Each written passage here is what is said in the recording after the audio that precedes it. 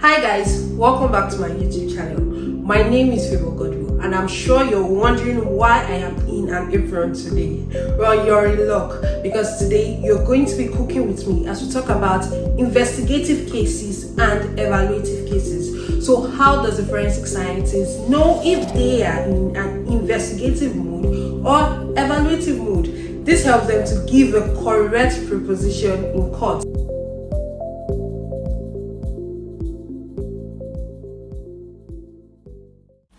Before we go into the discussion for today, I'd just like to say that I am not a chef, and this video is in no way trying to give you a recipe or anything in that nature. This is just me carrying out my day-to-day activity and telling you about forensic science over the camera.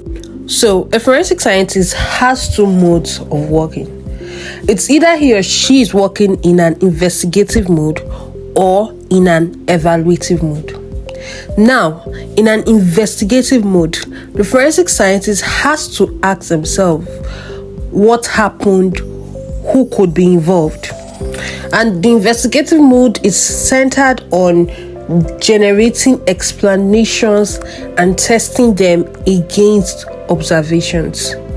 So, investigative cases are often cases where there is no suspect or clear version of events. Maybe eyewitness A is saying something and eyewitness B is saying something entirely different, or there is no information on who is a suspect and there is nobody coming to the mind of the victim on who could have done it. So at this point, while we wait for our chicken to boil, I'm going to ask you guys to take a minute and subscribe to this channel. Please share the link with somebody you love and let them know they also need to subscribe. Hit the notification bell so you do not miss any video that drops. The forensic scientist is working in an investigative mode to assist the investigation team to establish what could have possibly occurred in that case. But in evaluative cases, there is a suspect and at least one clear pair of proposition. So here, the forensic scientist carries out the findings, he does the findings, and then the role of the forensic scientist is to address hypotheses that may later represent positions taken at trial. Now let's take a scenario. Let's say the defense proposition is saying that Mr. A did not kick Mr. B, but administered first aid and helped Mr. B to a safe place. While the prosecution proposition is that Mr. A kicked Mr. B.